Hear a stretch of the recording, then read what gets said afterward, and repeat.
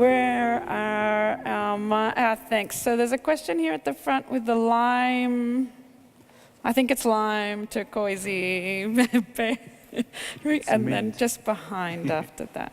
Yeah, thanks. Okay, first of all, thank you all for your inspiring insights into your work. My name is Fabian. I'm from Berlin. I work for the Leibniz Research Association. Maybe if you stand up and tell us who you are and where you're from. Hi, I'm Fabian. I'm from Berlin. I work for the Leibniz Research Association in Germany. Right. We've been hearing a lot about implicit bias workshops already, and I know it's quite in fashion these days, and I think it's an important thing to keep in mind. However, my question is, are we maybe also losing sight of the fact that not all people in our institutions are basically principally good-willed people who just don't discriminate because they just don't know any better? But yeah, we know that all over the West, institutions, parties, individuals who are actively racist, sexist, classist are rearing their ugly heads again. And these people are strategizing, these are organizing, and these people are in our institutions, they are in our universities, they work in our fields maybe, they are policymakers. And I don't think with implicit bias workshops we'll be solving these problems, and also not with listening to our different positions, because I'm not sure if racism and sexism are actually positions that we need to talk about. So how do we address these issues? Germany has a kind of very specific set of laws around that as well, doesn't it? So it wouldn't be as easy for them. But okay, do you want to speak, go along? It's up to you, but please. Okay, can you hear me? Yeah. Yep. I completely agree with you, and I've got a couple of points to make in response. We also often talk in the UK about unconscious bias, when we have conscious bias staring us in the face, which I think is what you're talking about. So for me, the bit would be about actually taking action in small ways to say that what you're doing is unacceptable. And I'm just going to do, these are about publicity, so I'm going to do a bit of a shout out for our Green Dot initiative that we're doing at the University of Westminster, which is about tackling violence against women and also dealing with sexual harassment, sexual crime, and those type of difficult issues. And it's something that's come from the States, and it's about small actions, but small collective actions building up into something quite important. So it's a bit of a shout out for Green Dot, because shouting out is what you've got to do. Yeah, the workshops, the danger with the workshops is that then people take a workshop and then they can check that off their list and then go back to telling the jokes that they used to tell. The workshops are a bare beginning baby step in raising awareness. They need to happen together with other changes, clear disciplinary action. I mean, for example, we often have laws in place, but there's a disconnect between the reality and the rhetoric. So at the University of Amsterdam, for example, if you tell a sexist joke or a racist joke or deny the Holocaust or make a death threat, there's a policy in place that says that you'll be suspended for 3 months. If it happens a second time, then you're thrown out of the university. I did some research and found out that at I think most German universities, people are expelled immediately. So I asked my judicial department why it is that we give our students a second chance, and they said it's because we're tolerant. Yeah. Now, tolerant is one of those words that you have to watch out for because it implies something negative. We're putting up with something, so we're tolerant. Much better is the word respect. So in answer to your question about how do we counteract this, what do I call it? This tendency, this movement, the rhetoric that we're hearing and seeing, it's to tackle it head on. It's to have those difficult conversations and talk about systemic racism. And, as Fatma said in her talk just now, peeling apart the really difficult systemic things that are happening, the power plays, the rules, the motivations. What are our norms and values? You know, in Dutch society, one of the worst questions that can be asked is, are you willing to shake hands with somebody? There's, you know, because some people are not willing to shake hands. And if you say, I'm not willing to shake hands, then there's criticism. If you say, I am willing to shake hands, there's criticism. So what about if our norms and values are changing, and instead of shaking hands becoming the thing that everybody gets upset about, that we start to smile at each other and look at one another in the eyes, and we develop a new norm or value?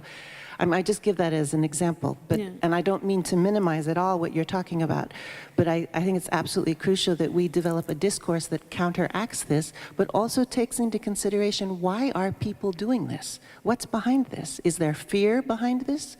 Is there a sense of betrayal? Is it because they haven't felt listened to in the past? Difficult and messy questions. Are you both very passionate about responding to this? Because we have a lot of questions that come up. Okay, I'll be sure. very quick. Quick. So thanks. basically, well, one good thing is that the discrimination and prejudices are explicit with former prisoners and ex-convicts and stuff like that. So in what we do is, or what we're doing is, we've changed policy actually. UCAS, who are the university admissions service, basically you have to apply for a degree through UCAS back in the UK. I don't know about other countries. They had a policy where you had to tick a box if you had a criminal conviction. And we argued that actually that's discriminative and that, and we've actually changed that policy now where, you know, you don't have to tick a box unless, but they do look at cases by case, because obviously we want to protect the public as well, obviously. So that's, you know, we sort of do things in terms of action, and yeah, people are always going to discriminate against former prisoners and ex-offenders because that's the world we live in. It's a really pertinent question, I think, because of the times we live in, and you mentioned that the rhetoric and the change. And I'm going to steal this answer from something I did yesterday. So if Marcella's in the room, thank you for your answer yesterday.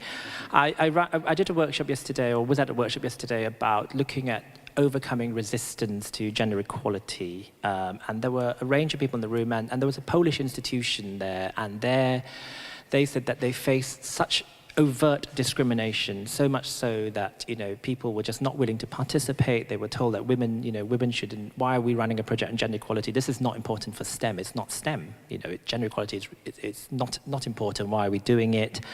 I ran a workshop some time ago in the Czech Republic, and I was told, you know, women should be at home, you know, raising children. I don't understand why we should try and promote more women in chemistry. And that's the rhetoric that we were facing. And the kind of, you know, it's obviously a hard situation for people to be in, and I think what Marcella said yesterday is and Anne, you said this earlier, is what do these people want and how do we play to that? And the rhetoric behind this in Poland, part of it was, you know, that the rhetoric is that the place for women is not in the STEM, they should be at home raising children. And my colleague Marcella, who's around, said, actually, while the inner feminist in me cries out to not use this strategy, she said, well, let's play on this strategy. If women are supposed to be at home raising children, then, you know, let's think about, well, we need to have flexible working, because also the kind of the ethos of ex-communism is that everybody should be working. So if everybody is working and yet we need to raise a family, then let's play to that. So we have to think about flexible working and how do we support flexible working. And she said, you know, for the first 4 years of their project in the Czech Republic, they didn't talk about women in leadership, they just talked about flexible working, because that played to the argument about why the role of women. And only over time, in terms of, in that context, gradually do you start to introduce more and more concepts. Because if you start by saying, let's have a conversation about race, let's have a conversation about gender equality, immediately the doors are shut. So it's look at what people want and try and navigate that, however subversive and difficult it can be.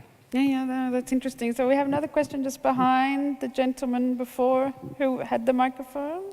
Just here, and then we'll come to this lady here with the gray jacket. Yeah.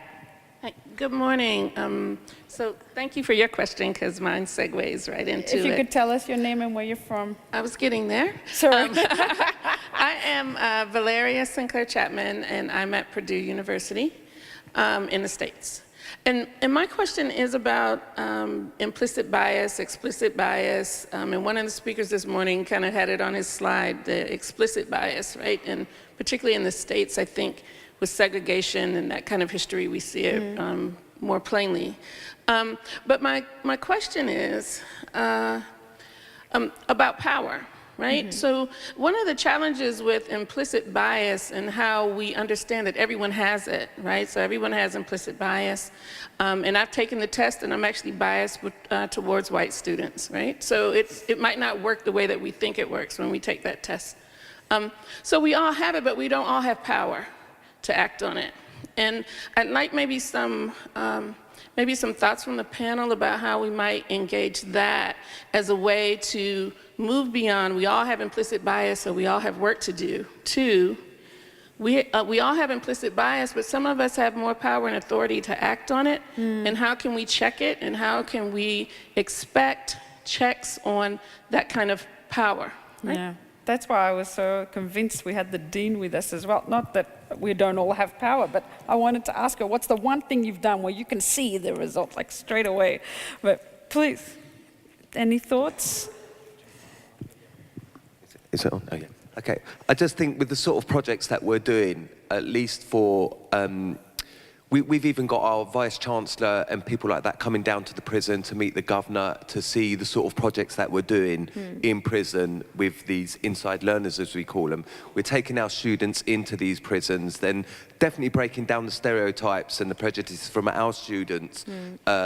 And just generally as a discipline, at least at our university, we're all critical criminologists. So, you know, we look at the wider sort of power structures and how they constrain the poor, you know, ethnic minorities and all that. So we sort of we do it through our teaching as well as practical stuff like taking students to prison. So I mean, that's what we try. Obviously, you know, there's people higher up than us, but they support us in our project. So for me, at least, that's definitely progressive. Yeah. So. And breaking stereotypes, I mean, that's breaking a power stereotypes. in Yeah, itself, exactly. in Like I said in the addressing- talk, our students, a lot of them are very conservative in their views and bring back the death penalty and this, that, and the other. But, you know, once they go into prisons and or have had people from those backgrounds come to talk to them, it's a totally different ballgame. So at least the younger generation, at least, might be changing. Us older people, well. Lost cause? Yeah. No. Power. I mean, it does. I mean, Gary, you said it comes down to money. It comes down to power. Absolutely. So it can top down, bottom up, all sides. Taking responsibility, opening spaces so that a different power paradigm can take root. And that might be something that looks like participatory leadership, which is more effective in the long run because you get more sustainable change because you've got people owning the change. And participatory leadership means that you can open up a space and you've got people who might not be in a so-called powerful situation, but then are sitting at a table with the people who do have the power and then talking story and narratives.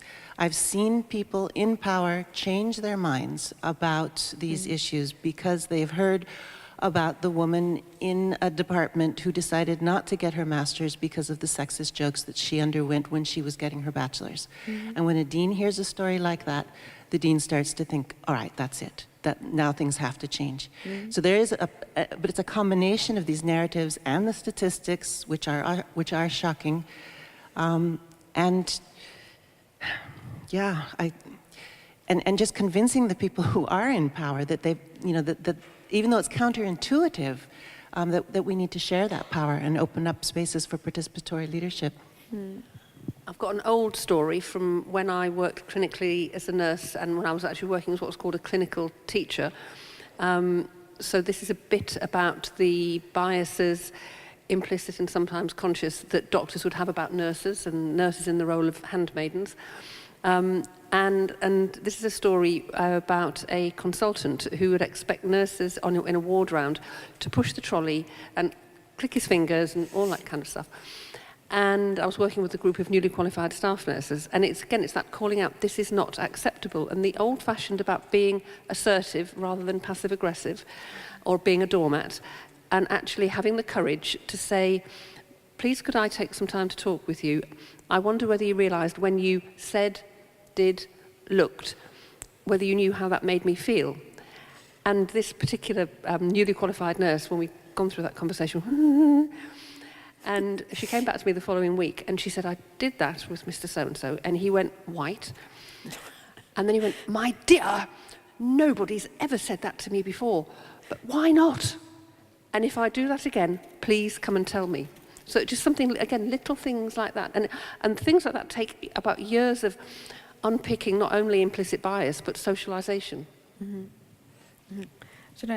Do you have a strong, or should we take a few more questions?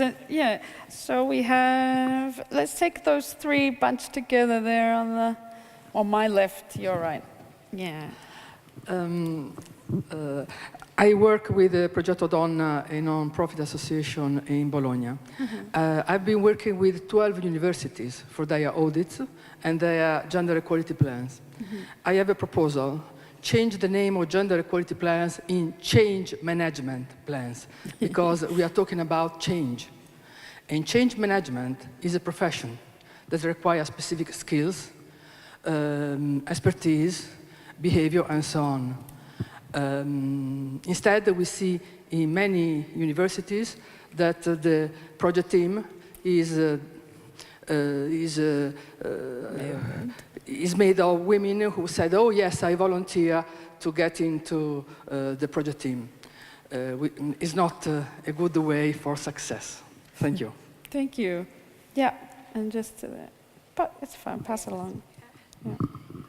Thank you for your interesting question. Actually, my question kind of very easily fits into right next to what she said.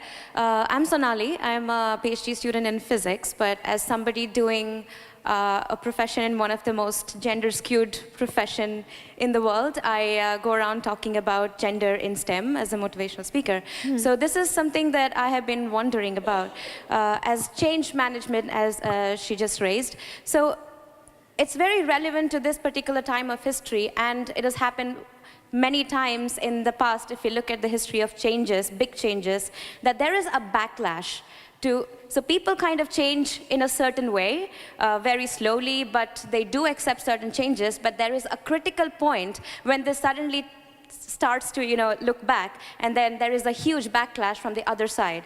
So I'm wondering that there should be a like a profession such as change management, where you actually look at why this backlash happens. Mm-hmm. Because backlash is very different from resistance, and it's very different from discrimination, mm-hmm. and conscious and unconscious bias, rather than it's something where people suddenly realize that this is all they can deal with right now.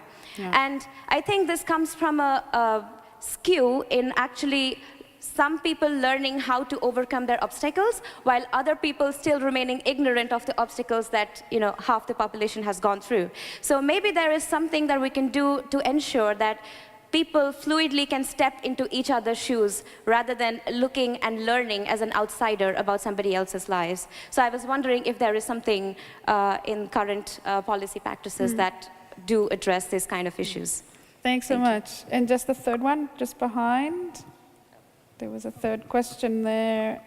Yes, Alicia, I'm from North Carolina State University in the States. And I think it was Anne de Graaf who talked about competency of these traits we look for in individuals. And I'd like to hear more about those competencies and how we identify those, not only in our youth, our students, but our staff, our faculty, and to be able to articulate those into our hiring practices. Right. So you're from the same university as the dean before, or it's same system, sister school? All right, great. And had you heard anything about their gender efforts before today? They do mirror our system. Right. Okay. Philosophies. Just curious. Yes. All right. So any comments on change management and? Okay, a few things. Regarding the backlash question, it's about motivation and understanding that the motivation isn't to convince people one way or the other, but to understand one another. If the motivation is to understand each other better, then we're open to multiple perspectives, even if they actually disagree. It also has to do with I think defining our society in different terms, instead of saying, okay, this is right, or this is left, or this is conservative, or this is liberal, what about describing societies and schools in terms of open and closed? You know, are we an open society? Are we a closed school? In which ways are we closed? Why is it? What are the systems in place? And I think then we might be able to reduce that backlash, because if we're looking for sustainable cultural change, then that means playing the long game and bringing the people on board who are not sure that this is change that they actually want. And how do you do that? You identify their interests and what they're invested in and why it's important to them. And then, as I said earlier, you can translate diversity, equity, and inclusion issues into the things that are important to them. Now, as far as the competencies, I mean, there's like a list of 25 competencies, so maybe we should meet afterwards, and I can show you this list and also give you some sources to look at. But it's very important to identify them for yourselves, and each vacancy, 90% of the work is sitting down and defining, what do we need for this vacancy? Within this team, do we need a coach? Do we need an organizer? Do we need someone who's empathetic? Do we need someone with compassion? Do we need a negotiator? You know, because every position is going to need something different, but having a larger palette of competencies to work with means that you can attract more people from different backgrounds. Just to follow on very quickly, maybe on a kind of practical sense, and the question about how can you step into another person's shoes, and the bit about having the courage to step into, you know, somebody else's shoes, the heart of somebody else's suffering. One of the things that we're looking to start at Westminster are some reverse mentoring schemes. And providing you've got somebody in a senior position who is willing to either open, sounds a bit corny, open their heart, open their ears, have the courage to listen, and be reverse mentored by, you know, a BME woman who's a student who's first to come to university, who has to work, who's maybe got children, and actually learn from each other. I think that's one way of doing it. So reverse mentoring. Which is a sign of respect, too. Yeah. I want to come back to the competency question, because I think that's a good one, in sense of, you know, what are the competencies we need? And I guess my starting point is, it depends on what the role is. So I was struck earlier, I can't remember where it was Kathryn and Anne was talking about, you know, we trying to get people to understand each other, to have these dialogues and conversation. But we live in, especially in the university sector, we live in this kind of challenging period where there's a conflict between, you know, what is the rights of freedom of expression and what goes beyond and goes beyond and offends students. And I think that's very dangerous ground at the moment about, you know, freedom of expression, academic freedom and thought and so on.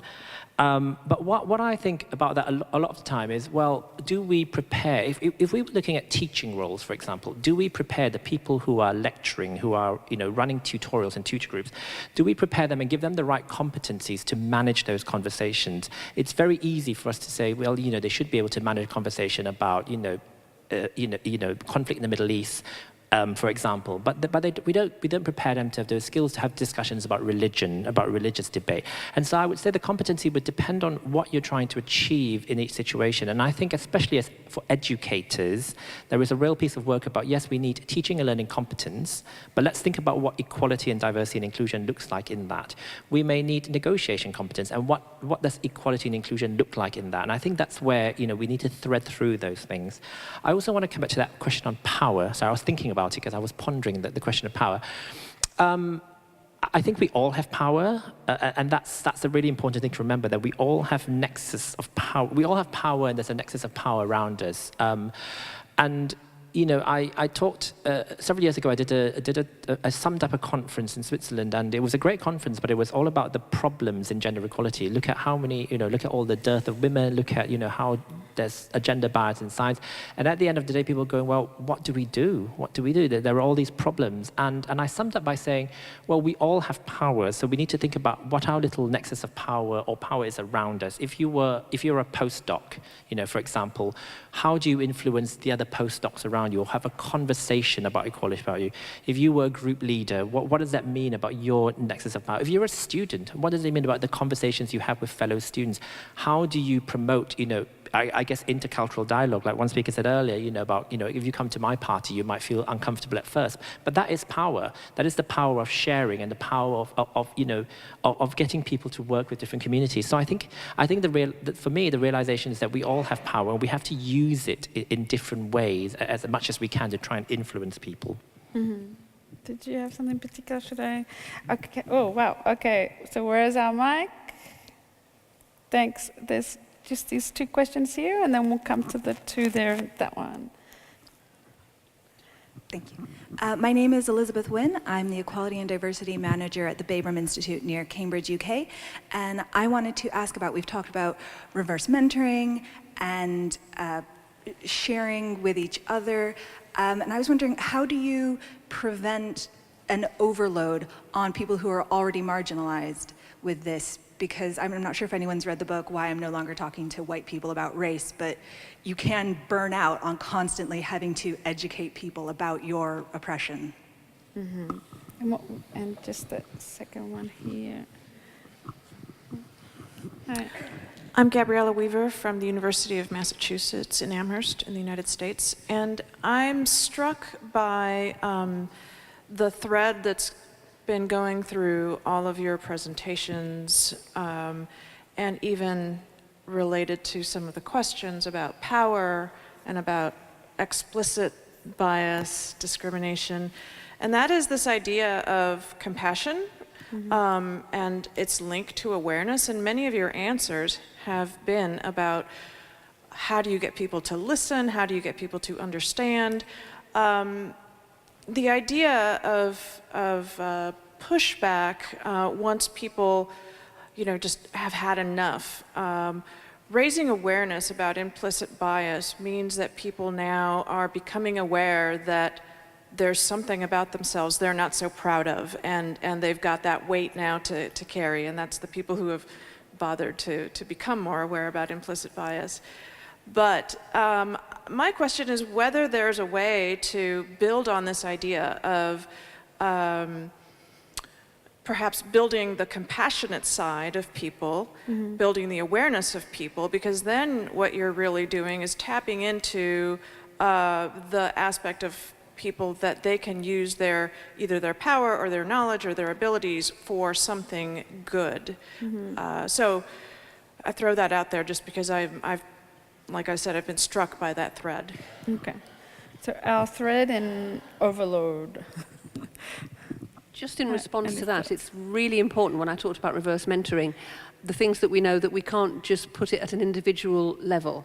So you can have the most compassionate academic, for example, but if you're working in institutions that have got uncompassionate, unthinking, unfeeling systems and cultures, then that's just going to be a cause of further suffering. Mm-hmm. And I'll just give an example of, I'm sure those of you that work in academia, sometimes I see students who come to see me who've had university-generated letters that come to distressed students that are really not right. So we need to fix changing our systems and processes and cultures, as well as the awareness at an individual level. Mm-hmm.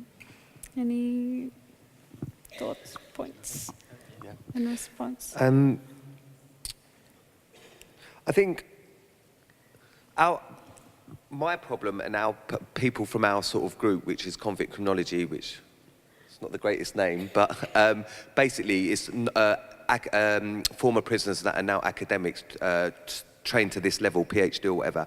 Our problem is changing the public perception, because like I said in the talk, the public, the knowledge the public get about prisons and this, that and other, fed down from the state and other people. So people working in the criminal justice system work within those sort of ideological frameworks and belief systems and that, and they just reinforce these dominant sort of negative sort of beliefs and perceptions and that. So our problem is that actually changing the public sort of perception in terms of being compassionate, because actually at the end of the day, if you actually meet people that have been to prison, yeah, there's some people that have done horrendous things and are horrible people, but generally speaking, most people in prison aren't in for long sentences and stuff like that. And we're using prison a lot more nowadays because basically it's perpetuating the cycle of marginalising certain people, you know, the poor, etc., people with drug addictions, people. If you go into prison, there's so many people with mental health issues. I don't even know what they're doing there. I mean, there should be other institutions, or not even other institutions, actually, other ways of sort of. So the problem for us is changing the public's perception, and because the public listen to the media, well, when do you ever see something on the news about a former prisoner that's actually done something good? Yeah, and they do, because there's quite a few that have got OBEs, which is some sort of British sort of thing given by the Queen. But or it's whatever. a fantastic example, because at the same time, it has to be used in society as you know, as something that you don't want to end up doing. Well, So at the same time, you must be fighting certainly. another kind of structure that wants to perpetuate the myth. Our argument is that actually most people, you know, forget the marginalised thing, but the way that the law is constructed, it's actually to oppress certain types of people. Because actually crime, actually, how comes all the people that brought the world to its knees in terms of what's the word I'm looking for? You know, the repression and the crisis and the financial crisis and that, and look at the global effects of that compared to someone that was, say, selling drugs on the street, which you can actually buy in the coffee shops legally round the corner. Yeah. So crime is actually constructed to protect the rich people, and you know, this is what we're trying to do. And don't get me wrong, there's a lot of people that do horrendous crimes out there as well. Absolutely. And so I'm not, you know, but the point is, most people that go to prison get out. Absolutely. So, but that conversation at the crux of it has, how are you changing how is it going? Changing the perception. We're trying to change by the work that we do within prisons, and we change. You know what? Can I just quickly say this, because you know, once I get the mic, that's it. But it's not only you know, for the people in prison as well. When they meet our students, they're more scared of meeting our students than our students are of meeting them. And they're like, oh, you know, we've never met normal people, and you know, that haven't done crime and that. So they learn a lot from that as well. So it's a two-way street. It's not a one-way street. So the majority of that is that it's one-on-one at this stage. It's student to prisoner. It's policy is designed to. Can I? Okay, I'll just say one more thing. Honestly, I will never talk. I will Sorry, never I know talk I'm again. leading I'm it leaving. up, but I'm trying to get to the bit where when are you changing the story? Well, it's very hard to change a story when the policies and that are in place are there to. I can't. I go into a lot of prisons, but still I can't get a generic clearance for prisons because I get a letter from the Ministry of Justice saying we can't give you generic clearance because you're an ex-offender. Yeah. And I left prison 20 years ago. I'm showing my age now, this isn't good, but, you know. So it's there at all levels, these structures. And one more thing, I don't know if anyone's heard of Angela Davis and her conceptualization of the prison industrial complex, which basically argues that prisons are a big business there, and we exploit the poor, and prisons are expanding because they're a big business. If I could go like that and stop prisons, you know, and stop all crime and that, how are the private companies going to make money? How are we going to exploit people? Sorry. It's okay. I want to come back to the burnout question, because I don't think anybody's addressed that. I think so my background before I moved back into the university sector was I worked in, and for those of you in the UK who know, I worked in a racist incident reporting centre, the post-Lawrence inquiry, where we dealt with racist incidents. And I worked in a rural area, and we dealt with incidents like people's houses being firebombed, and they were harrowing. In the UK? In the UK, yeah. We were founded after essentially a gypsy caravan site was burnt down as part of an annual bonfire festivity, and it was there was an effigy of a caravan that was burned that said, "Pikeys go home, you're not welcome here," and that was their annual celebration in a rural area. And so it was harrowing, it was hard, and you're right, people do burn out. We are passionate about these things because it affects us, and we are passionate because otherwise we wouldn't be doing it. But there is a real issue of, you know, first of all, I would say look after yourself and think about self-care. You know, and I sometimes say learn to say no.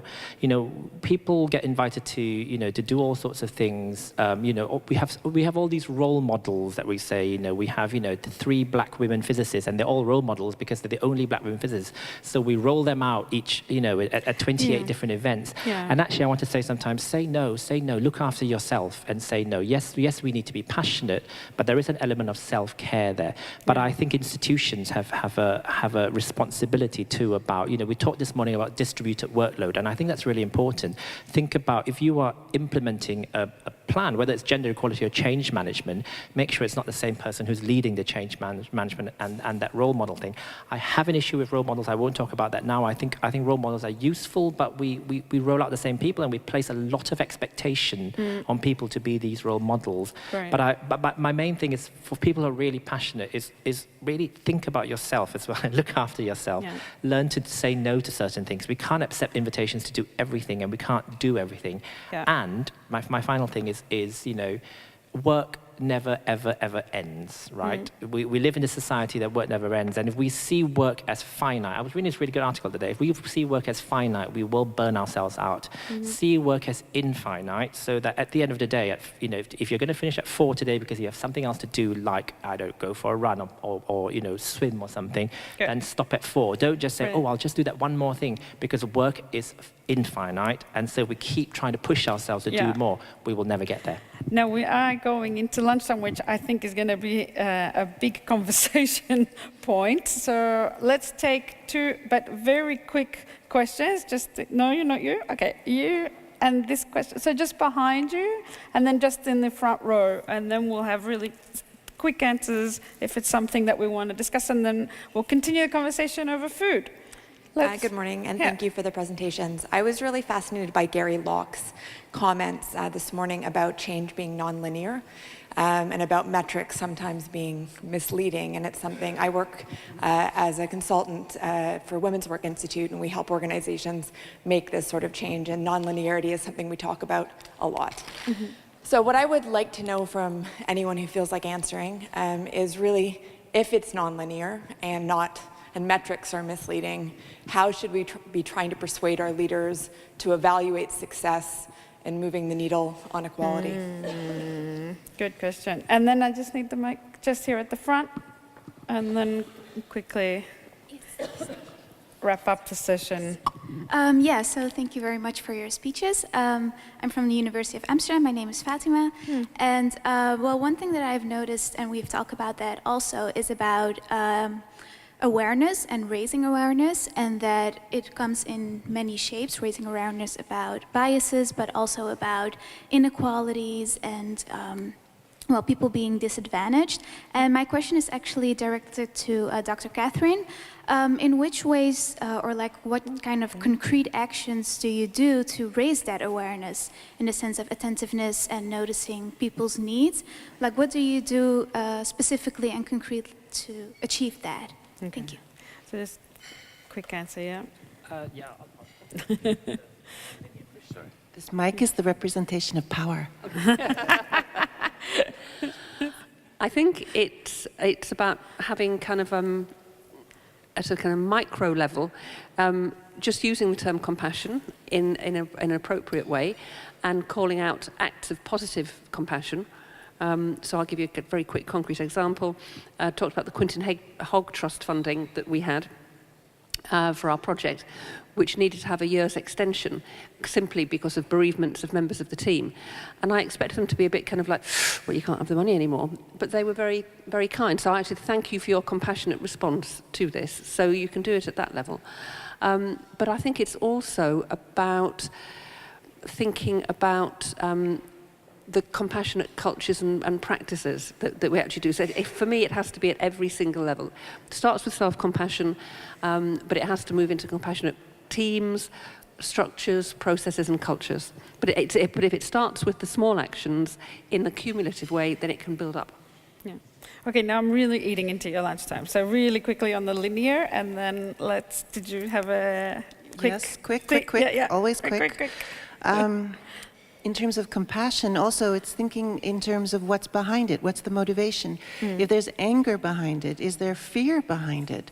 And then you can get at a more sustainable sort of solution.